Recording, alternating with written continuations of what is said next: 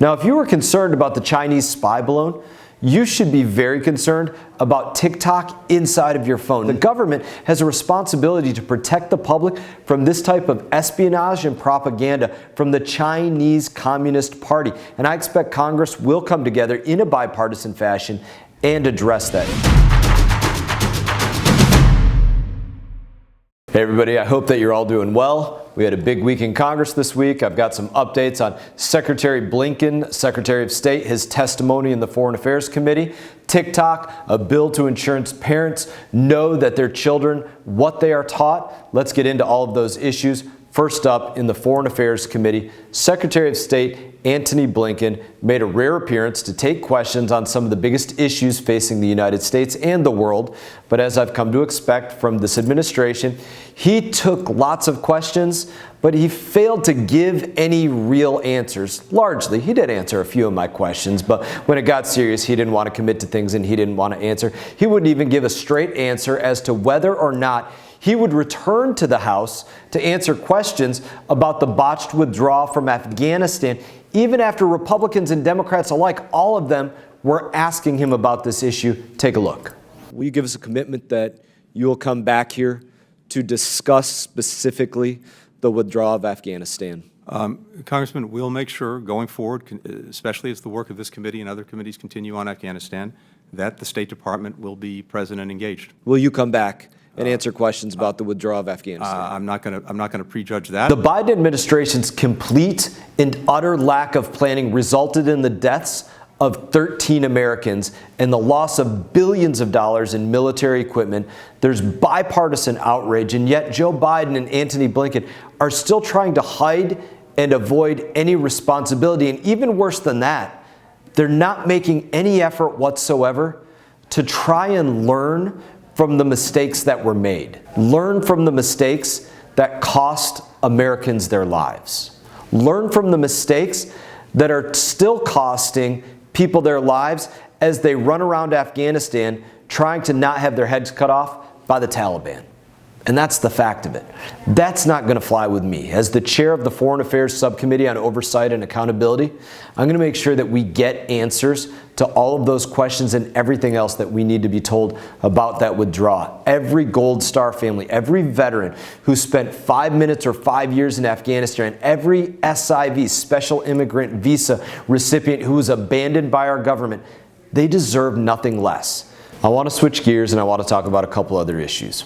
Also on the global front, this week the CEO of TikTok, Shou Chew, appeared before Congress and his testimony was far from reassuring. When asked if the app was used to spy on Americans, his response was, quote, I don't think that spying is the right way to describe it. Now, if you were concerned about the Chinese spy balloon, you should be very concerned about TikTok inside of your phone. Not only are there major issues about the security of Americans' data and privacy, but it's being used to push communist ideology and other dangerous content to our children, to our teenagers. The government has a responsibility to protect the public from this type of espionage and propaganda from the Chinese Communist Party. And I expect Congress will come together in a bipartisan fashion and address that. Now, speaking of propaganda, this week I introduced my bill, the China Social Media Reciprocity Act.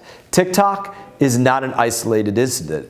The Chinese Communist Party uses nearly every American-based social media platform to spread disinformation to our American citizens, and it happens in plain sight.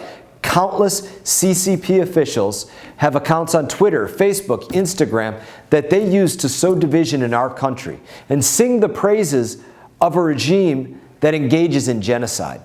This doesn't make sense to me whatsoever. While big tech has been focused on censoring conservatives online, literal communists have been posting their propaganda with abandon. At the same time, the Chinese Communist Party has banned Americans from every China-based platform in an effort to prevent dissent and keep its people from hearing the message of democracy and freedom from the American people and from American representatives. My bill is straightforward. As long as Americans are banned from China's social media, Chinese Communist Party officials should be banned from America's social media. Plain and simple. We're in a new Cold War with China, and social media is a crucial tool on the battlefield. Congress needs to take steps now to make sure that we match China's firepower on every front. Now finally, on the House floor this week, we fulfilled a key plank of House Republicans' commitment to America, the Parents' Bill of Rights. After 3 years of Zoom school, parents across the country became increasingly concerned about what was going on with their kids in the classroom. And it was clear that action was needed. When you saw the books inside of schools, when you saw the woke education, the curriculum that was going on. This bill does 3 major things to ensure that parents aren't sidelined when it comes to the education of their children. First, it gives parents the right to know what's being taught to their kids. Plain and simple. School districts will be required to post curriculum information publicly. Second, it ensures that parents are heard. This should be a no-brainer, but after Biden's Department of Justice was caught targeting parents at school board meetings, we want to be absolutely clear. School boards must respect the First Amendment rights of parents to assemble and have their say in their children's education. Third, it guarantees that parents can keep their kids safe. Again, this should be a no-brainer. But this bill affirms that parents are notified of any violent activity on school grounds and that schools must have explicit consent from parents before any medical exam takes place at a school, including things like mental health screenings. This bill is personal to me.